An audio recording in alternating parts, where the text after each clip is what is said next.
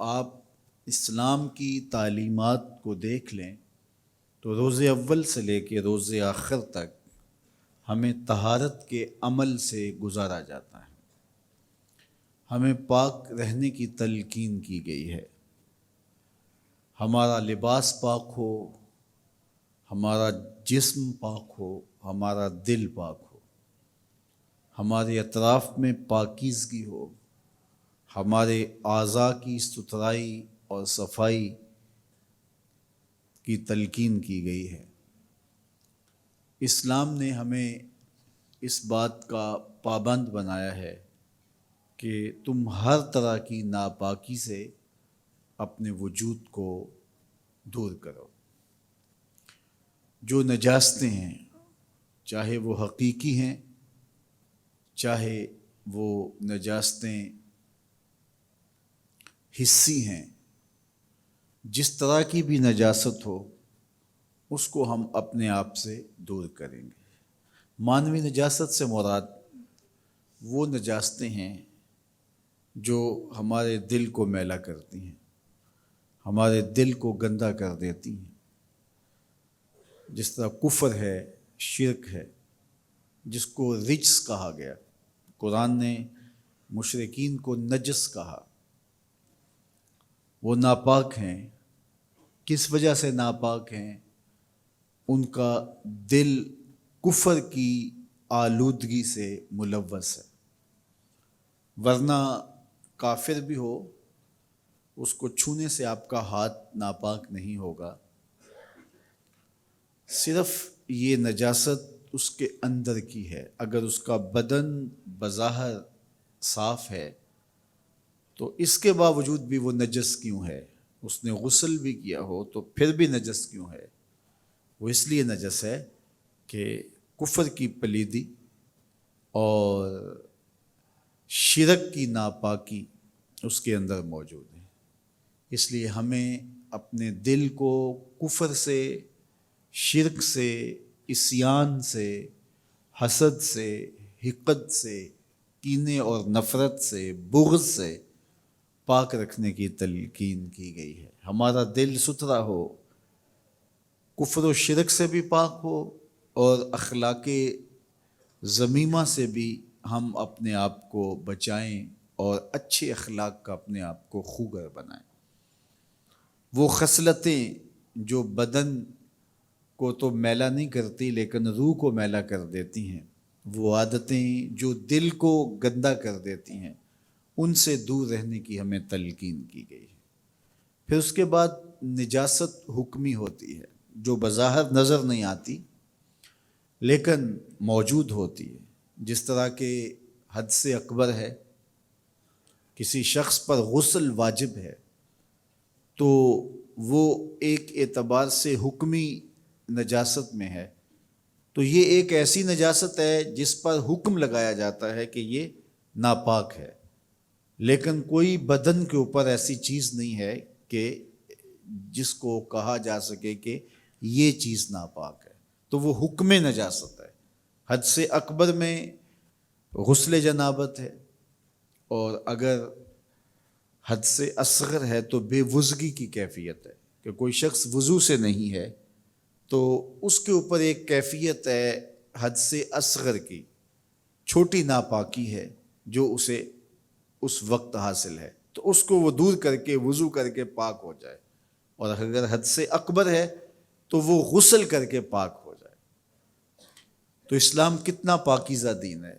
وہ یہ چاہتا ہے کہ ہمارا دل بھی پاک ہو، ہماری روح بھی پاک ہو، ہم حد سے اصغر سے بھی پاک ہوں، حد سے اکبر سے بھی پاک ہوں۔ پھر اس کے بعد ہم اپنے بدن کے اوپر کوئی ظاہری نجاست نہ لگنے دیں، اگر ہے تو اس کو دور کر دیں۔ وہ سیال مادے کی صورت میں بھی ہو سکتی ہے اور وہ ٹھوس شکل میں بھی ہو سکتی ہے، تو ہمارے وجود کے اوپر کسی قسم کی نجاست نہ ہونی چاہیے۔ اگر کسی کے بدن کے اوپر پیشاب کا چھینٹا پڑ گیا تو وہ اس کو ٹشو سے صاف کر لیتا ہے، تو اب وہ دکھائی نہیں دیتا، وہ خشک بھی ہوگی یہ جگہ، تو وہ دنیاوی اصطلاح میں صاف تو کہہ سکتے ہیں، پاک نہیں کہہ سکتے، کیونکہ صاف کا لفظ جو ہے وہ اور مفہوم رکھتا ہے، لیکن جو طہارت کا لفظ ہے اس کا مفہوم بہت زیادہ وسیع ہے۔ مختلف مذاہب کے اندر مختلف اصطلاحات ہیں جو ان کے کلچر کو، ان کی تہذیب کو، ان کے تمدن کو بیان کرنے کے لیے عکاس ہوتی ہیں۔ بہت ساری ایسی زبانیں ہیں جن میں جب طہارت اس طرح کی میسر ہی نہیں ہے تو اس کے لیے لفظ ہی نہیں ہے۔ آپ کلین کا لفظ صاف تو کر سکتے ہیں لیکن طاہر نہیں کر سکتے۔ طہارت اور چیز ہے، صفائی اور چیز ہے۔ اسلام صفائی ستھرائی کا درس تو دیتا ہی دیتا ہے، اس سے اگلی منزل ہے اور وہ ہے طہارت، اور طہارت سے ایک اور آگے منزل ہے جس کو عفت کہتے ہیں، پاک دامنی۔ تو اسلام کتنا پاکیزہ دین ہے کہ وہ ہمیں ہر طرح کی نجس سے، ہر طرح کے رجس سے، ہر طرح کی غلاظت سے، ہر طرح کی گندگی سے پاک رکھنا چاہتا ہے۔ وہ چاہتا ہے کہ ہمارے دل میں غلط خیال بھی نہ آئے، وہ چاہتا یہ ہے کہ ہماری سوچوں میں عفت اور پاکیزگی آ جائے۔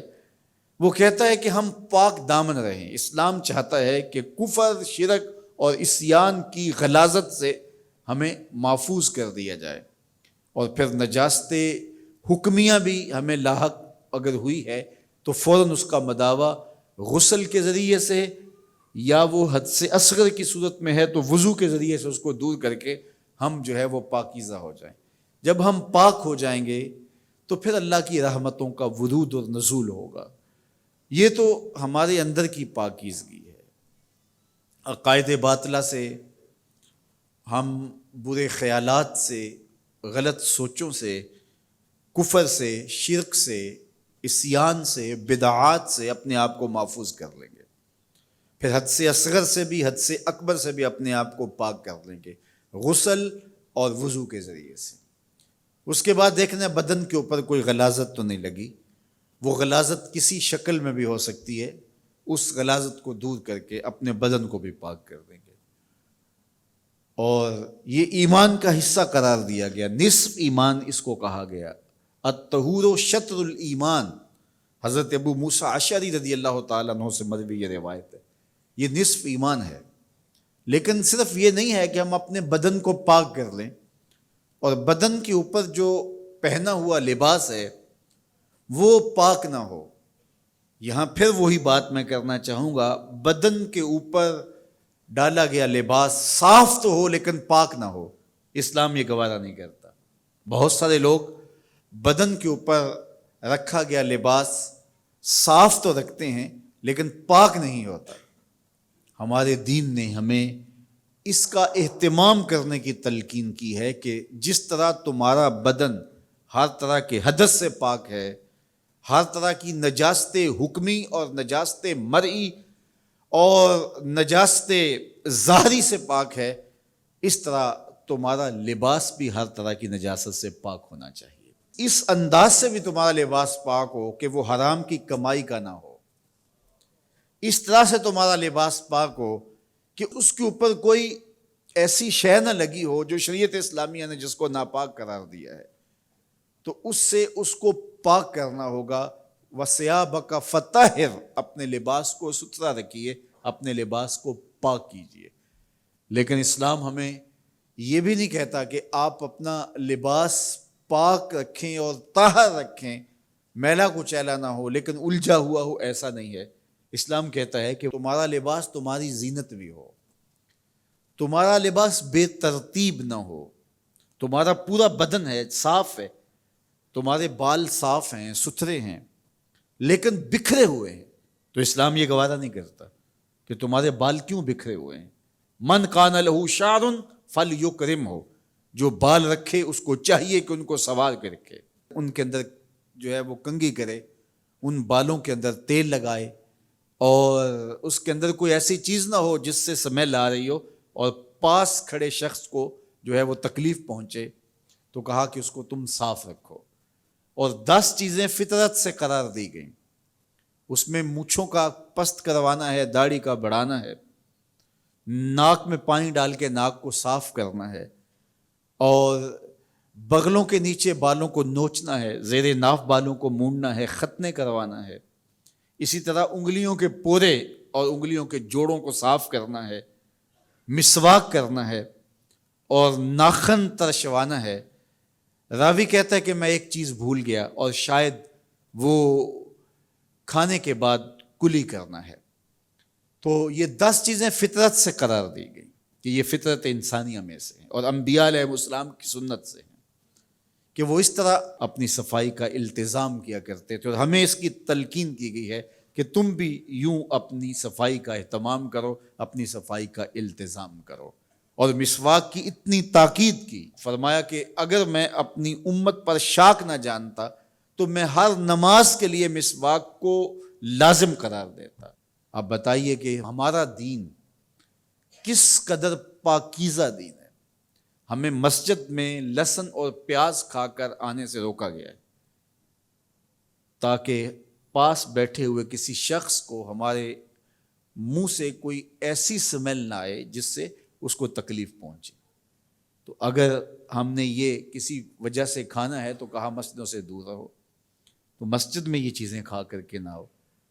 ہمیں پاکیزہ اور ستھرا دین دیا گیا ہے، ہمیں صاف اور ستھرا رہنے کی تلقین کی گئی ہے، ہمارا بدن بھی پاک ہو، ہمارا لباس بھی پاک ہو۔ اسی پہ اکتفا نہیں کیا گیا، ہماری غذا پاک ہو، جو ہمارے پیٹ کے اندر اترتا ہے وہ 3 اعتبار سے پاک ہو۔ ایک تو یہ ہے کہ اس کے اوپر کوئی غلاظت نہ لگی ہو، کوئی نجاست نہ لگی ہو، یا وہ خود نجس نہ ہو۔ جو خود چیز نجس ہے، چاہے اس کو مل مل کے بھی دھو لیں تو پھر بھی پاک نہیں ہوگا۔ مردار ہے، خنزیر کا گوشت ہے، اگر کوئی بندہ اس کو مل مل کے دھو لے اور ہر طرح سے کہہ دیا جائے کہ یہ بالکل صاف ہو گیا، تو صاف تو ہے لیکن یہ پاک نہیں ہے، فی نفس ہی پاک نہیں ہے، تو اس کو جائز قرار نہیں دیا گیا۔ لیکن اب وہ جو ہم نے چیز اپنے استعمال کے لیے، کھانے کے لیے خریدی ہے وہ حرام کے پیسوں سے ہے، تو ہمیں تلقین کی گئی ہے کہ حرام سے پلا ہوا وجود قیامت کے دن جہنم کی آگ میں جلایا جائے گا۔ اب اس کی پاکیزگی کا طریقہ بھی اسلام نے ہمیں دیا ہے۔ حلال کے پیسے ہیں، اور حلال مرغی ہم نے کہیں سے خریدی ہے، لیکن اس کو ہم ذبح نہیں کرتے، جھٹکے سے کھاتے ہیں، اس کی گردن یوں ہی مروڑ دیتے ہیں تو وہ مردار کہلائے گی۔ تو ہمارے دین نے ہمیں کتنی تلقین کی ہے کہ جو آپ کھا رہے ہو فی نفس ہی بھی حلال ہو، اس کو طریقہ حلال کے ساتھ آپ کے دسترخوان پہ آنا چاہیے، اور آپ نے جس رقم سے، جن پیسوں سے، جن ذرائع سے اس کو حاصل کیا ہے وہ ذریعہ حلال ہو۔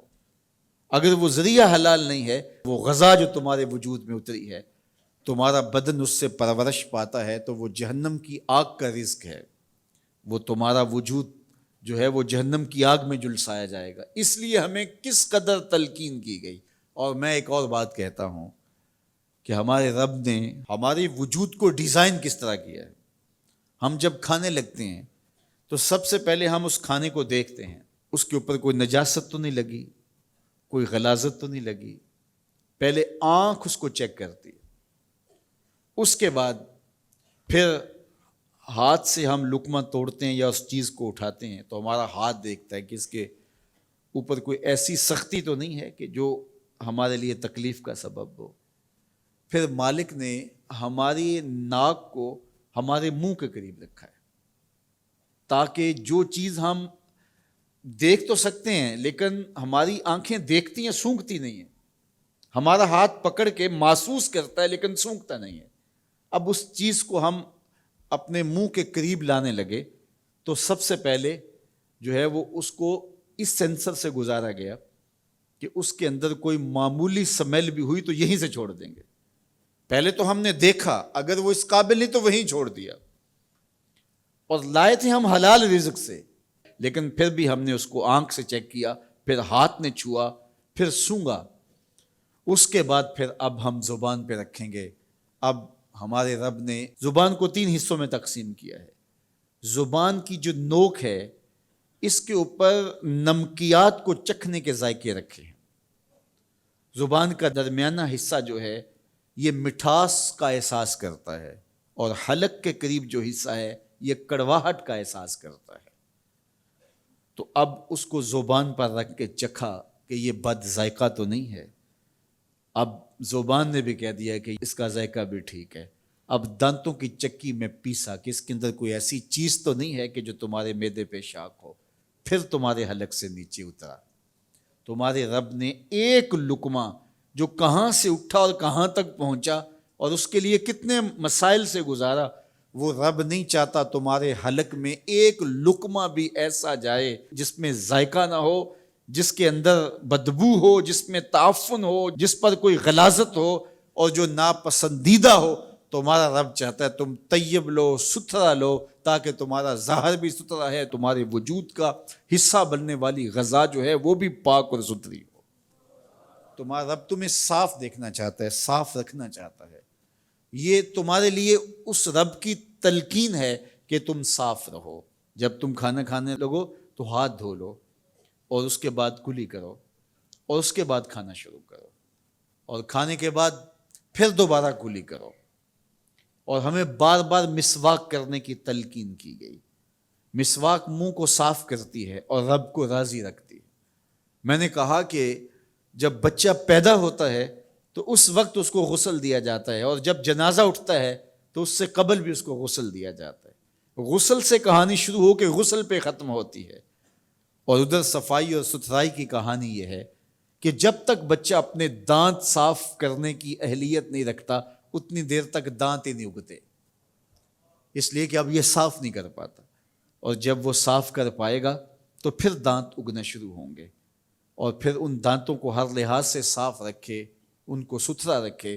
میرے اور آپ کے آقا و مولا حضور ختم المرتبت صلی اللہ علیہ وآلہ وسلم کا جب آخری وقت آیا اور حضرت اسرائیل علیہ السلام قبض روح کے لیے اجازت طلب کر رہے تھے تو حضور نے فرمایا عائشہ مسواک دو. تو حضور کو مسواک دی گئی. نکاحت تھی، کمزوری تھی، اور مسواک سخت تھی. تو حضور نے ارشاد فرمایا عائشہ اس کو چبا کے دو. تو ام المومنین سیدہ عائشہ رضی اللہ تعالیٰ عنہ فرماتی ہیں میں خوش قسمت ہوں کہ آخری لمحات میں میرا لعاب اور حضور کا لعاب مل گیا. انہوں نے چبا کے نرم کر کے حضور کو مسواک دی، اور حضور نے اس آخری وقت میں جب انتہائی نکاحت اور کمزوری تھی مسواک کی کہ میں اپنے رب کے حضور حاضر ہو رہا ہوں. تو ہمارے دین نے ہمیں یہ تلقین کی ہے کہ تم اپنے آپ کو بھی صاف رکھو، اپنے وجود کو بھی صاف رکھو، اپنے بالوں کو صاف رکھو، اپنے لباس کو بھی ستھرا رکھو. لیکن پھر اس پہ اکتفا نہیں ہے، جہاں تم رہتے ہو اس جگہ کو بھی تم صاف رکھو، اپنے اطراف کے ماحول کو بھی صاف رکھو، اپنے گھر کو بھی صاف رکھو، اور اپنی گلی کو اور اپنے محلے کی صفائی کا اہتمام کرو. آج میں اور آپ ذرا دیکھیں کہ اسلام کا دوسرا نام جب دین طہارت قرار دیں تو ہم اپنے وجود سے لے کر کے اپنی معاشرت تک صفائی کا کتنا اہتمام اور کتنا انتظام کرتے ہیں. صفائی پسند جب انسان فطرتاً ہو جاتا ہے تو وہ پھر ماحول کی صفائی کے لیے جت جاتا ہے، لگ جاتا ہے، اور کوشش میں مصروف ہو جاتا ہے کہ وہ ماحول کو صاف و ستھرا رکھے. چونکہ ماحول کی غلاظت پلٹ کے اس شخص کے اوپر آئے گی. اگر وہ خود اپنے آپ کو صاف کر بھی لے گا لیکن ماحول میں غلاظت اگر ہوگی تو وہ غلاظت پلٹ کے اس کے اوپر آئے گی. رات کے اندھیرے میں اپنے گھر کا کوڑا اگر اٹھا کر کے ہم نے ہمسایوں کے گھر کے آگے پھینک دیا تو صاحب ہمسائے نے بھی یہی کیا، اس نے اپنے گھر کا کوڑا رات کے اندھیرے میں ہمارے گھر کے آگے پھینک دیا، اور سارے گلی کے لوگ ایک دوسرے کے گھر کے آگے کوڑا پھینکتے رہے، اور صبح ساری گلی جو تھی وہ کوڑے سے بھری ہوئی تھی، اور وہاں تعفن پیدا ہوا، وہاں بدبو پیدا ہوئی، وہاں مکھیاں اور مچھر پیدا ہوئے جو پلٹ کے ہمارے اوپر آئے. مسموم ہوائیں ہماری صحت کو بگاڑ دیتی ہیں، ہواؤں میں غلاظت گھل جاتی ہے، گندگی پھیل جاتی ہے. اس لیے ہمیں اس بات کا اہتمام کرنا ہوگا کہ ہم پورے معاشرے کو، پورے ماحول کو جو ہے وہ صاف کرنے کی کوشش میں لگ جانا چاہیے گا۔ اسلام نے ہمیں طہارت حاصل کرنے کی تلقین کی ہے پانی کے ذریعے سے، اور میں آپ کو بتاؤں کہ کسی دین کے اندر پانی کی یوں اقسام بیان نہیں کی گئی ہیں جس طرح اسلام میں پانی کی اقسام بیان کی ہیں۔ ایک پانی خود طاہر ہے اور مطہر ہے، خود بھی پاک ہے، آگے بھی پاک کرتا ہے، اور وہ پانی ہے جو اپنی اصلی حالت میں ہے، جس طرح بارش کا پانی ہے، بہتا ہوا پانی ہے، کنویں سے نکالا گیا پانی ہے۔ جو پانی جس حالت میں پیدا ہوا ہے اسی حالت میں ہو تو وہ طاہر بھی ہے، مطہر بھی ہے، خود بھی پاک ہے اور کسی کو بھی پاک کرتا ہے۔ اس سے آپ وضو کریں تو آپ پاک ہوں گے، غسل کریں تو آپ پاک ہوں گے، اس سے کپڑے دھوئیں تو کپڑے پاک ہوں گے، خود بھی پاک ہے اور اوروں کو بھی پاک کرتا ہے۔ یہ ہے مائے طاہر، اور ساتھ اس کی صفت ہے مطہر بھی۔ اور دوسرا پانی وہ ہے کہ جو خود تو طاہر ہے، اس کو پلید اور ناپاک نہیں کہہ سکتے، لیکن اس کا وصف ہے کہ وہ غیر مطہر ہے، وہ خود پاک ہے، آگے پاک نہیں کرتا، اور وہ پانی ہے مائے مستعمل۔ وہ پانی کہ آپ نے وضو کیا اور آپ کے وضو سے جو ہے وہ چھٹا ہوا پانی غسالہ، تو وہ مائے مستعمل کہلائے گا۔ تو وہ خود پاک ہے، آپ کے وجود پر کوئی غلاظت نہیں لگی تھی کہ وہ اس کی وجہ سے غلیظ ہو گیا، آپ کا بدن صاف تھا، پہلے ہی صاف تھا، آپ نے مزید وضو کیا تو وہ آپ کے بدن سے چھٹا ہوا پانی وہ خود طاہر ہے، ناپاک نہیں ہے، لیکن مطہر نہیں ہے، آگے پاک نہیں کرے گا۔ اور پھر تیسرا پانی یہ ہے کہ جو نہ خود طاہر ہے اور نہ جو ہے وہ کسی کو پاک کرتا ہے، اس کو مائے نجس کہتے ہیں۔ تو یہ اقسام اس طرح جو ہے وہ اسلام نے بیان کی۔ باقی لوگ تو ری سائیکل کر کے اس پانی کو پھر استعمال کر رہے ہیں، گٹر کا پانی اس کو ری سائیکل کر لیا اور وہ جو ہے وہ اس کو دوبارہ ری سائیکل کرنے سے وہ صاف ہو جائے گا، پاک نہیں ہوگا۔ یہ بات ذہن میں رکھیے گا۔ اسلام کی نزاکت دیکھیے کہ وہ پانی جو آپ کے دھلے ہوئے وجود کو چھو کر کے گرا ہے مستعمل کہلائے گا، پاک بھی ہوگا لیکن آگے پاک نہیں کرنے والا ہوگا۔ اور یہ وہ گٹر کا پانی جو مستعمل بھی ہے، ناپاک بھی ہے، نجس بھی ہے، آپ نے اس کو ری سائیکل کرنے کے بعد دوبارہ اگر استعمال کر لیا تو وہ صاف تو ہو گیا، اس سے وہ کثافتیں نکل گئی، لیکن وہ پاک نہیں ہوگا، اس لیے کہ اسلام ہمیں پاکی کا درس دیتا ہے۔ تو اس لیے میں نے کہا کہ وہ صفائی کا تصور تو ہے بعض مذاہب کے اندر، لیکن جو ہے وہ طہارت کا تصور نہیں ہے۔ اور اسلام میں طہارت سے آگے بڑھ کے عفت کا تصور ہے، پاک دامنی کا تصور ہے کہ صرف جو ہے وہ تمہارا بدن ہی پاک نہ ہو، تمہاری روح بھی پاک ہو، تمہاری عصمت کا جوہر بھی پاک ہو، تمہارے خیالات بھی پاک ہوں، تمہاری سوچیں بھی پاک ہوں، تمہارا دل بھی پاک ہو، تمہارا دماغ بھی پاک ہو، تمہارا خیال بھی پاک ہو، اور تم ایک پاک اور تقدس معاشرے کو ترتیب دے سکو، اور ایسا پاکیزہ معاشرہ اور ایسا ستھرا معاشرہ کہ جو نجس سے، نجاست سے، غلاظت سے بری ہو جائے، وہ صاف اور پاکیزہ اور خوبصورت معاشرہ اسلام ترتیب دیتا ہے۔ تو میں اور آپ اس پہ غور کریں کہ ہمارے اسلام کا ہمارے نام کیا میسج ہے، کیا پیغام ہے۔ جو اسلام پیدا ہوتے ہی ہماری زندگی کا آغاز غسل سے کرتا ہے، اور پھر زندگی کا اختتام بھی غسل سے ہوتا ہے۔ دن میں 5 نمازیں ہیں اور ان کے لیے بار بار وضو کرنا ہوتا ہے، اور اگر حد سے اکبر لاحق ہو جائے تو فوراً ہمیں غسل کر کے اس کو دور کر کے جو ہے وہ پاکیزگی حاصل کرنے کی تلقین ہے۔ وَثِيَابَكَ فَطَهِّرْ، اپنا لباس پاک کرو، اس کی ہمیں تلقین کی گئی ہے۔ الطہور شطر الایمان، طہارت کو آدھا ایمان قرار دیا گیا ہے۔ کتنی بڑی بات ہے، ہمیں صفائی کی تلقین کی گئی، ہمیں پاکیزگی کی تلقین کی گئی، ہمیں عفت کی تلقین کی گئی۔ اور آج وہ مسلمان جن کو پاکیزگی کی، عفت کی، صفائی اور ستھرائی کی اتنی تلقین کی گئی، آج ہم اپنے گلی محلے دیکھیں، اپنے کوچہ و بازار دیکھیں، اپنے اطراف میں پھیلی ہوئی گندگیاں دیکھیں، تو پھر ہمیں شرم آتی ہے کہ کیا ہم وہ مسلمان ہیں کہ جس مسلمانی کا ہم سے تقاضا کیا گیا تھا۔ ہم مسلمان تو ایک صاف، پاک اور خوبصورت اور عفت مآب صورت میں آگے بڑھتے، اور معاشرہ صفائی و ستھرائی کا مرقع نظر آتا، اور ہر شے نہ صرف صاف اور پاک اور طاہر ہوتی بلکہ مرتب اور منظم بھی ہوتی.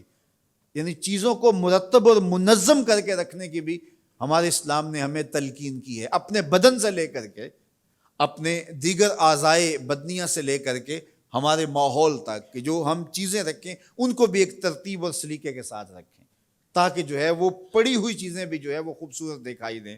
حتیٰ کہ بال الجھے ہوئے پسند نہیں کیے گئے، اور کہا کہ من کان لہو شعر فلیکرم ہو، جو بال رکھے پھر بالوں کو سنوار کے رکھے، بال الجھے ہوئے رکھے تو یہ پسند نہیں کیا گیا. تو یہ ہمارے دین نے ہم سے تقاضا کیا ہے. تو آئیے میں اور آپ عملاً اپنے آپ کو اس کے لیے آمادہ کریں کہ ہم اپنی اطراف میں اور اپنے ماحول میں صفائی اور ستھرائی کا اہتمام اور التزام کریں. جہاں ہم رہتے ہیں، جس گلی میں رہتے ہیں، جس محلے میں رہتے ہیں، ہم نے یہ دیکھا ہے کہ 10 مرلے کا ایک کنال کا گھر بنگلہ بنایا اور اس کے اندر اتنا اچھا اہتمام کیا اور جو ہے وہ بہت خوبصورتی کے ساتھ ایک ایک کونے اور گوشے کو ہم نے سلیقے کے ساتھ بنایا اور خوبصورتی کے ساتھ بنایا. لیکن گھر کے آگے 10 فٹ کی گلی ہے تو وہ گندگی سے اٹی پڑی ہے. ہمارے گھر کے سامنے جوہر پانی کا بڑا ہے اور جس کے اندر گندگی اور غلاظت ہے، اور وہ چھینٹے اڑ کے ہمارے گھر کے اندر ہی گرتے ہیں اور وہاں پیدا ہونے والی مکھیاں اور مچھر ہمارے گھر کے اندر ہی غلاظت کا جو ہے وہ سبب و ذریعہ بنتے ہیں، اور اس گندگی کے ماحول سے ہوا بھی مسموم ہوتی ہے جو بیماریاں پھیلاتی ہے، اور اس سے جو ہے وہ ہم خود متاثر ہوتے ہیں. لیکن ہم سمجھتے ہیں کہ یہ 10 مرلے کی جگہ، یہ ایک کنال کا ٹکڑا تو ہمارا ہے، یہ ہماری ذمہ داری ہے. سامنے والے گھر کی دیوار کے اوپر تو جو ہے وہ ٹائلیں خوبصورت لگی ہوئی ہیں، اور جو ہے وہ ہمارے گھر کے دیواروں پر بھی خوبصورت مہنگی ترین ٹائلیں لگی ہیں، لیکن 5-5 فٹ گلی آتی ہے.